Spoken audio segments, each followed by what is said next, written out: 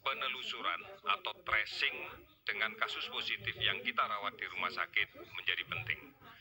Oleh karena itu, maka upaya untuk melakukan tracing ini akan kita perkuat dengan melaksanakan penelusuran dan melaksanakan screening, pemeriksaan cepat untuk melihat kemungkinan adanya kontak dekat yang ada di sekitarnya yang positif. Ini yang menjadi penting di dalam kaitan dengan pelaksanaan tracing. Kemudian yang kedua, melaksanakan perawatan bagi kasus positif yang kita temukan atau kasus yang diduga positif kita temukan, baik perawatan itu dilaksanakan secara mandiri melalui isolasi diri maupun isolasi di rumah sakit. Oleh karena itu, protokol isolasi diri di rumah ini menjadi penting untuk betul-betul dipahami oleh semua masyarakat. Karena dengan isolasi diri yang baik, maka kita akan memberikan jaminan bahwa tidak akan terjadi penularan yang lebih lanjut di lingkungan keluarga ataupun masyarakat.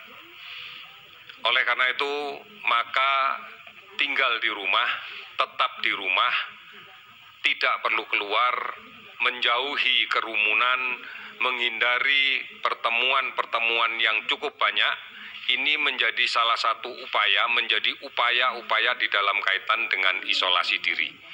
Tinggal di rumah, gunakan masker, jarak kontak dengan anggota keluarga yang lain tidak boleh kurang dari 1 atau 1,5 meter.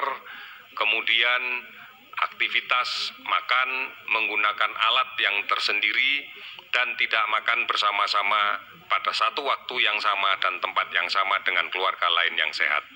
Ini adalah bagian dari isolasi diri. Di samping siapapun yang melaksanakan isolasi diri diwajibkan untuk melaksanakan monitoring diri. Artinya segera amati kondisi tubuhnya. Apabila panas, apabila menjadi semakin batuk, apabila kemudian disertai dengan sesak, maka segera hubungi layanan kesehatan yang terdekat. Apabila kemudian isolasi diri tidak mampu dilaksanakan, maka harus dilaksanakan isolasi rumah sakit. Rumah sakit yang berada di sekitar kita sekalian sudah ada yang disiapkan untuk menjadi rumah sakit untuk perawatan COVID-19. Oleh karena itu, tentunya ada indikasi-indikasi tertentu di dalam kaitan dengan rawatan di rumah sakit, yaitu yang tidak mampu merawat diri di rumah, atau adanya komplikasi, atau adanya penyulit, atau adanya faktor penyakit-penyakit kronis lain yang mendahului. Ini akan menjadi penting untuk dilakukan rawatan secara intensif. Inilah sebabnya maka kita menyiapkan rumah sakit, dan banyak sekali rumah sakit yang berpartisipasi, bukan hanya rumah sakit pemerintah, bukan hanya rumah sakit TNI, Polri, rumah sakit BUMN, tetapi rumah sakit swasta pun banyak yang mendedikasikan untuk merawat COVID-19 ini. Inilah yang menjadi penting. Di dalam kaitan dengan menyiapkan kondisi rumah sakit, sudah barang tentu peralatan, khususnya APD, menjadi bagian penting bagi tenaga kesehatan yang melaksanakan kegiatan rawatan. Kita akan berusaha sepenuhnya untuk kemudian memenuhi, mematuhi, dan melengkapi penggunaan APD ini. Sudah barang tentu ada SOP standar tentang siapa yang harus menggunakan APD, siapa yang tidak perlu menggunakan APD. Ini menjadi penting. Oleh karena itu, saudara-saudara sekalian, maka basis pondasi yang paling kuat adalah bagaimana mengimplementasikan pola hidup bersih dan sehat di tengah kehidupan kita sehari-hari.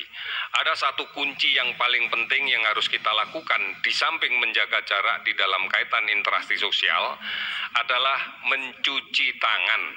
Mencuci tangan dengan menggunakan sabun sebelum makan, sebelum minum, sebelum menyentuh mulut, sebelum menyentuh hidung, sebelum menyentuh mata. Karena data menunjukkan bahwa penularan yang paling banyak justru karena perantara tangan. Ini yang menjadi penting. Mencuci tangan dengan sabun. Sehingga tidak ada alasan bahwa harus dengan menggunakan hand sanitizer. Tidak. dengan sabun sudah sangat efektif pada air yang mengalir. Ini yang diharapkan bisa dilakukan. Oleh karena itu, mari bersama-sama kita tetap di rumah, produktif di rumah, bisa bekerja dari rumah, belajar di rumah, beribadah di rumah. Manakala kemudian mendapatkan informasi atau membutuhkan berita yang lebih penting, yang lebih benar dan aktual terkait dengan virus COVID ini, silakan. Ada beberapa call center yang bisa dihubungi, diantaranya adalah 119 extension 9, 117, Halo Kemkes, dan beberapa aplikasi online seperti Halodoc, Gojek, Bukalapak, dan layanan telemedicine yang lainnya.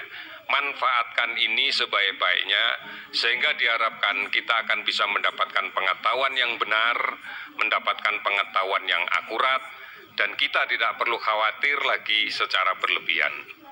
Saudara-saudara sekalian, pada berikutnya kami akan menyampaikan perkembangan data dari layanan rawatan di rumah sakit dengan kasus-kasus yang konfirmasi positif. Pada hari ini telah terkonfirmasi dari tanggal 27 Maret pukul 12.00 sampai 28 Maret 12.00 sebagai berikut. Kasus positif bertambah sebanyak 109 kasus, sehingga total menjadi 1.155 kasus. Kemudian pasien yang sudah sembuh dan diizinkan pulang bertambah 13 orang, sehingga total menjadi 59 orang. Kemudian dilaporkan kasus kematian pada periode ini sebanyak 15 orang, sehingga total kematian menjadi 102 orang. Oleh karena itu, kita masih memprihatinkan kondisi ini karena terbukti bahwa penularan masih terjadi, bahwa kasus positif masih berada di tengah-tengah masyarakat, bahwa kontak dekat masih terjadi, bahwa kebiasaan mencuci tangan dengan menggunakan sabun masih belum dimaksimalkan. Oleh karena itu, harapan kita, mari bersama-sama, yang pertama, jaga jarak kontak fisik dengan siapapun, bukan hanya di kantor, di luar, tetapi juga di rumah.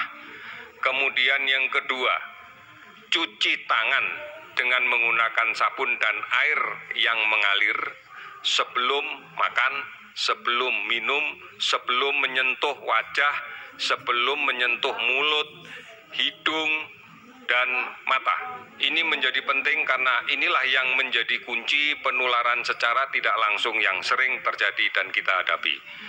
Kemudian yang berikutnya, tetap produktif di rumah, saling melindungi.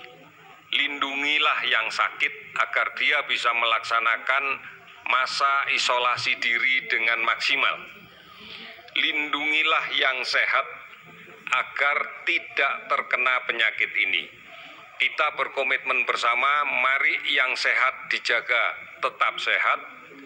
Yang mulai sakit-sakitan, kita jaga supaya segera dia bisa kita sembuhkan dan tidak menularkan ke orang lain.